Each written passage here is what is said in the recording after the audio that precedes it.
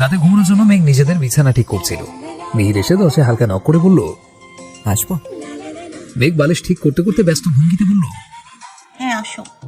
তো শরীর অবস্থা কেমন এখন? সারাদিন একবার পেটে ব্যথা বমি হয়েছে নাকি?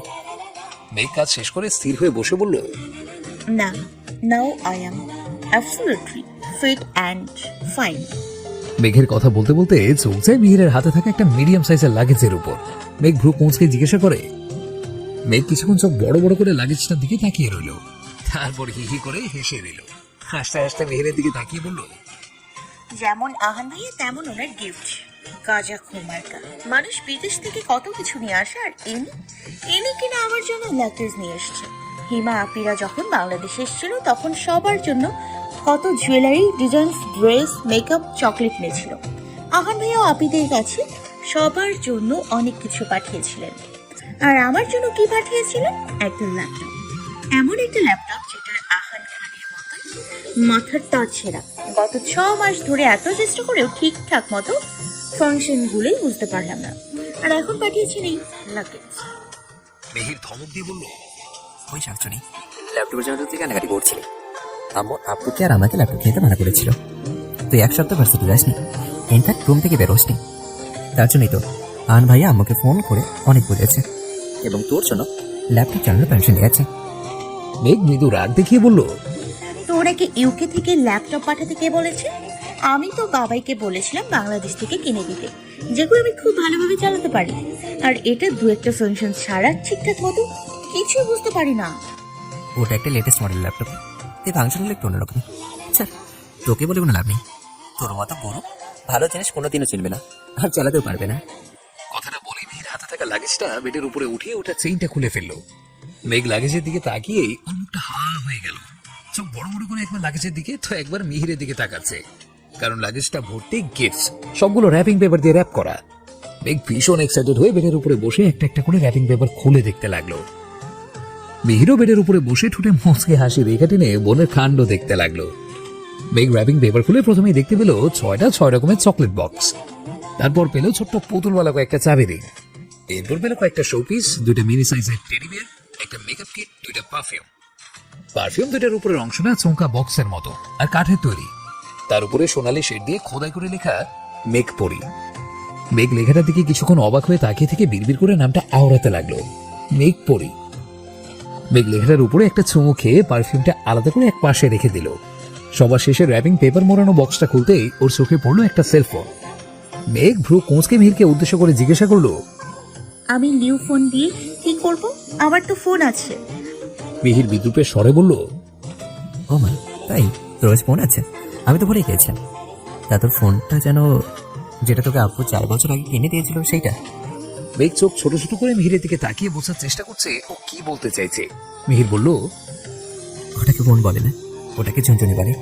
ওটা যাতে ফেরিওয়ালাতে ফ্রিতেও দিস না তাও তারা নেবে না। এই 4 বছর ওটা কমপক্ষে 40 হাজার হচ্ছে, 4 বার পানিতে পড়ে গেছে। আর কতবার যে তুই এটাকে সারিয়েছিস সেটা আল্লাহ ছাড়া কেউ জানে না। তোর এই ফোন নামে কলম করে দিয়ে আমি সেটা আহিরকে ফোন দিয়েছিলাম। কল ঢুকতে ঢুকতে ভুলেই গেছিলাম যে কি যেন কলটা দিয়েছি। ওটা যে স্পিডে চলে না, আমার মনে হয় তার থেকে ঠেলাগাড়িও বেশি জোরে চলে। ওই ঠেলাগাড়ি মার্কা ফোন দিয়ে কারো কাছে কল দেওয়াচ্ছে কবুতর দিয়ে চিঠি পাঠানো অনেক ভালো, বুঝলি? মেঘ রেগে গিয়ে বলল, বাই এনি চান্স তুই কি আমার ফোনটাকে অপমান করার চেষ্টা করছিস? তোর ফোনকে অপমান করার চেষ্টা করছি না, ডিরেক্ট অপমানই করছি। আরে ঝনঝনে মার্কা ফোনের আবার মান সম্মান আছে নাকি? যে ওটাকে অপমান করবো, ওটাকে যদি অপমান করি না তাহলে অপমানেরও লজ্জা পাবে। দেখ ভাইয়া, এবার কিন্তু তুই বেশি বাড়াবাড়ি করছিস। তুই জানিস না এই ফোনটা কিনতে আমি কত কাঠ খড় করিয়েছি। মা বাবাকে কত কষ্টে ফোনটা কেনার জন্য রাজি করিয়েছি। দিন রাত এক করে এসএসসি পরীক্ষায় ভালো রেজাল্ট করার পর বাবা আমাকে এই ফোনটা কিনে দিয়েছে। ও মা, তুই একটা ফোনের জন্য কত কষ্ট করেছিস। তাই আমি এখন তোর এই ফোনের জন্য একটা জাদুঘর বানিয়ে দিই। সেখানে এই ফোনটা সুন্দরভাবে সাজিয়ে রেখে দিবি, আর উপরে লিখে দিবি পৃথিবী থেকে বিরক্ত হয়ে যাওয়া আমার অ্যান্টিক মোড ফোন। কথাটা বলেই মিহির হা হা করে হেসে দিল। মিহিরের এমন বিদ্রুপের স্বরের কথা শুনে মেঘ ভীষণ রেগে গেল। ও বেড থেকে একটা বালিশ উঠিয়ে মিহিরের গায়ে ছুড়ে মেরে দাঁত কিরমির করে বলল, ওই তুই এক্ষুনি আমার রুম থেকে বের হ, না হলে তোকে আমি কাঁচা চিবিয়ে খাবো। আর যাওয়ার আগে তোর ওই কাঁচ খোর ভাইয়েদের দেয়া ফোন নিয়ে যা। আমি তো আমার ফোন ওই পুরোনোটাই চালাবো, দেখি কে আমাকে আটকায়। মেঘের কথায় মিহির কয়েক সেকেন্ড চুপ থেকে কিছু একটা ভাবলো।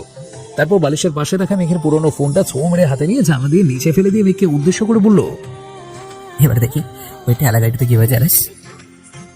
ঘটনাটা এত তাড়াতাড়ি ঘটে গেল যে মেঘ হা করে হতভম্ব হয়ে ফোনটা পড়ে যাওয়ার দিকে তাকিয়ে রইল। আর মিহির ফোনটা ফেলে দিয়ে দৌড়ে মেঘের রুম থেকে বেরিয়ে গেল। মেঘ রেগে জোরে চিল্লিয়ে মিহিরকে উদ্দেশ্য করে বলল, মিহিরের বাচ্চা হারামি কুত্তা গন্ডার ছাগলের 3 নাম্বার ছানা, তোকে আমি ছাড়বো না। তোকে আমি কচুকাটা করব, সাপের ডিম ভর্তা বানিয়ে খাওয়াবো, গোবরের পানিতে চুবানি দিব, সাদা বিল্লি কোথাকার। ঘড়ির কাঁটা জানান দিচ্ছে এখন ঠিক দুপুর 12টা। সূর্যি মামা মাথার উপরে বসে তার জ্বলন্ত অগ্নিকুণ্ড দ্বারা পৃথিবীর মানুষের উপরে নিজের রাগ বর্ষণ করছে, কিন্তু বারবার তার কাছে বাধা হয়ে দাঁড়াচ্ছে আকাশে খেলা করতে থাকা ফালি ফালি মেঘেরা। যখনই সূর্যি মামা নিজের তেজ দিয়ে মানুষদের ঝলসে দেওয়ার চেষ্টা করছে, তখনই এক ফালি মেঘ এসে তাকে ঢেকে দিয়ে চারপাশে মৃদু বাতাস বয়ে দিয়ে যায়। সারা আকাশ জুড়ে চলছে মেঘের আর সূর্যের এই অদ্ভুত লুকোচুরি খেলা। ভার্সিটি গেটের সামনে নাকমুখ কুঁচকে দাঁড়িয়ে আছে মেঘ। ওর পাশেই দাঁড়িয়ে আছে ওর দুই বেস্টু রিজা আর দিশা। রিজা হলো রিয়ানের ছোট বোন, ওর সাথে মেঘের পরিচয় হয় কলেজে উঠে। ওরা দুজন ইন্টার ফার্স্ট ইয়ার থেকেই একসাথে পড়াশোনা করছে। আর দিশা হলো মেঘের ছোটবেলার বন্ধু। ওরা ক্লাস 1 থেকে ক্লাস 8 পর্যন্ত একসাথেই পড়াশোনা করেছে। দিশা যখন ক্লাস 8 পড়ে তখন ওর মা মারা যায়। তার 6 মাস পরেই ওর বাবা আরেকটা বিয়ে করে নিয়ে আসেন। দিশা সৎমা ওর উপরে প্রচন্ড অত্যাচার করতো, মারতো, অনেক কাজ করাতো, ঠিকঠাক মতো খেতেও দিত না। মেঘ মাঝে মাঝে দিশাকে ওদের বাসায় নিয়ে গিয়ে রাখতো, অসুস্থ থাকলে ডাক্তার দেখাতো, ঔষধ কিনে দিত। কিন্তু দিশা মেঘেদের বাসায় গেলেও ওকে ওর সৎ মায়ের কাছে মার খেতে হতো।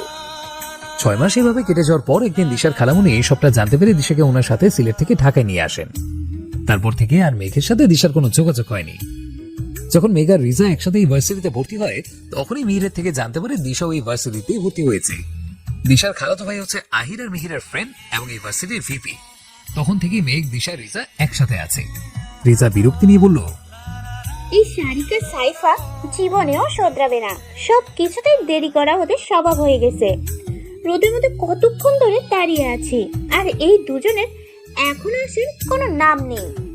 মেঘ কাঁদো কাঁদো গলায় বলল, আমার অনেক খিদে পেয়েছে, ওরা এখনো আসছে না কেন? এখান থেকে রেস্টুরেন্টে যেতে যেতে তো আমি খিদেতে মরেই যাবো। আহমগো।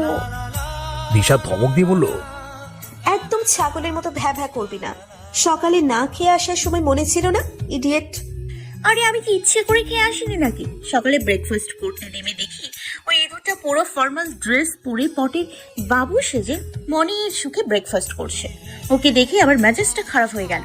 শয়তানের হাড্ডিটা কালকে রাতে আমার ফোনটা নিচে ফেলে দিয়েছে। 6 তলা থেকে আমার ফোনটা নিচে পড়ে টুকরা টুকরা হয়ে গেছে। কালকে রাত 12টা পর্যন্ত খুঁজেও ফোনটার সবগুলো টুকরো খুঁজে পাইনি। তাই তো ওকে শান্তিতে ব্রেকফাস্ট করতে দেখে মনে পড়ে গেল ও আমার ফোনের খুনি। কুত্তাটাকে মারার জন্য তাড়া করতে গেলাম। সেটাও বুঝতে পেরে অফিসের ফাইলগুলো হাতে নিয়ে সোজা দৌড়ে বাসা থেকে বের হয়ে লিফটে চড়ে নিচে নেমে গাড়িতে উঠল। আর ড্রাইভার আঙ্কেল গাড়ি নিয়ে চলে গেল। আমি অন্য লিফট দিয়ে নিচে নেমে দৌড়ে ওর গাড়ির পেছনে যাচ্ছিলাম। তখনই পা স্লিপ খেয়ে মুখ থুবড়ে রাস্তায় পড়ে গেছে। তাকিয়ে দেখি আব্দুল চাচা পাইপ দিয়ে গাছে পানি দিচ্ছিল, আর সেই পানিতে রাস্তাটা পুরো ভিজে গেছে। তোরা জানিস আমাদের বাসার কিছু ভাড়াটেরা আমাকে এভাবে পড়ে যেতে দেখে মুখ টিপে হাসছিল। আমি সবার সামনে ভীষণ লজ্জায় পড়ে গিয়েছিলাম। তারপর আবার শাওয়ার নিয়ে রেডি হতে হতে অনেক সময় হয়ে গেছিল, তাই আর খাইনি। ও মাই গড আপি, তোমার জন্য আমার ক্লাস ব্রেকফাস্ট না করেই অফিসে চলে গেছে। আহারে বেচারা, এখন নিশ্চয়ই ওর অনেক খিদে পেয়েছে। সাইফার আওয়াজ শুনে মেঘ, রিজা, দিশা পেছনে তাকায়। দেখে সারিকা আর সাইফা কাঁধে ব্যাগ নিয়ে ওদের থেকে কিছুটা দূরে দাঁড়িয়ে আছে। সাইফার কথায় রিজা, দিশা, সারিকা হা হা করে হেসে দেয়। কিন্তু মেঘ ওর কথায় ভীষণ রেগে গিয়ে ওর পেছনে তাড়া করতে করতে দাঁতে দাঁত চেপে বলে, আহারে আবার বেচারা বেচারি, একে তো এত দেরি করে এসছিস, তার উপর আবার ওই গাধাটার পক্ষ নিচ্ছিস। তুই আমার বোন নাকি ওর বোন? সাইফা দৌড়তে দৌড়তে হাঁপানো কণ্ঠে বলল, ছি আপি, আমি মিহিরের বোন হতে যাব কোন দুঃখে? ও তো আমার একমাত্র ক্রাশ, আমার লাইফ, আমার জান, আমার কলিজা। তোর ওই ক্রাশ লাইফ জান কলিজা আমি ব্লেন্ডারে দিয়ে জুস বানিয়ে তোকে গেলাবো, বচ্চা মেয়ে। সারিকা হাসতে হাসতে দিশা রিজাকে উদ্দেশ্য করে বলল, আজকে সাইফা গেল, ওর ক্রাশের উপর বরাদ্দ করা মায়ের সব ওর পিঠে পড়বে। মেঘরা একটা রেস্টুরেন্টের সামনে এসে রিক্সা থেকে নামলো। তারপর দুটো রিক্সারই ভাড়া মিটিয়ে ভেতরে যাওয়ার উদ্দেশ্যে পা বাড়ালো। তখনই ওদের ক্রস করে বেশ এক্সপেন্সিভ 3টা কার এসে রেস্টুরেন্টে পার্কিং লটে কার পার্ক করলো। গাড়িগুলো চিনতে মেঘ, সারিকা, সাইফার একটু অসুবিধা হলো না। প্রথম গাড়িটা ড্রাইভিং সিট থেকে হিয়ান আর তার পাশের সিট থেকে আলিশা নামলো। দ্বিতীয় গাড়ির সামনে থেকে দুইজন গার্ড নেমে এসে একসাথে পেছনে 2 সিটে দরজা খুলে দেয়। সেখান থেকে আহির আর মিহির নেমে আসে। দুজনের গায়েই পুরো ফর্মাল গেটআপ, বোঝাই যাচ্ছে অফিস থেকে সরাসরি এইখানে এসেছে। তৃতীয় গাড়িটা থেকেও 2জন গার্ড নেমে এসে গাড়ির পেছনে দরজা খুলে দেয়। সেখান থেকে আহান আর অভি বেরিয়ে আসে। আহান ইশারা করে গার্ড 4জনকে রেস্টুরেন্টের ভেতরে গিয়ে বসতে বলে। ওরাও মাথা নেড়ে সম্মতি জানিয়ে ভেতরে চলে যায়। আহান মেঘেদের কাছে এসে গম্ভীর স্বরে জিজ্ঞাসা করে, তোমরা সবাই এখানে কি করছো? তোমাদের তো এখন বসে থেকে টাকার কথা। সারিকা হাসি মুখে জবাব দিল, আসলে ভাইয়া আপনি সকালে বাসা থেকে ব্রেকফাস্ট করে আসেনি, আর সারাদিনেও কিছু খাওয়ার সময় পাইনি। অনেকদিন আমাদেরও বাইরে কোথাও খাওয়া হয় না, তাই ক্যান্টিনে না গিয়ে সবাই এখানে খেতে চলে আসলাম। মেঘ খেয়ে আসেনি শুনেই আহান রাগে চোখে মেঘের দিকে তাকালো। আহানকে এইভাবে তাকাতে দেখে মেঘ ভয়ে কয়েকটা শুকনো ঢোক গিলে মাথাটা নিচু করে ফেললো। সাইফা সারিকার হাতে একটা চিমটি কেটে ফিসফিসিয়ে বলল, গাধা কোথাকার, কোথায় কি বলতে হয় সেটাও জানিস না? সাইফার কথায় সারিকা ছোট করে জিভ কাটলো।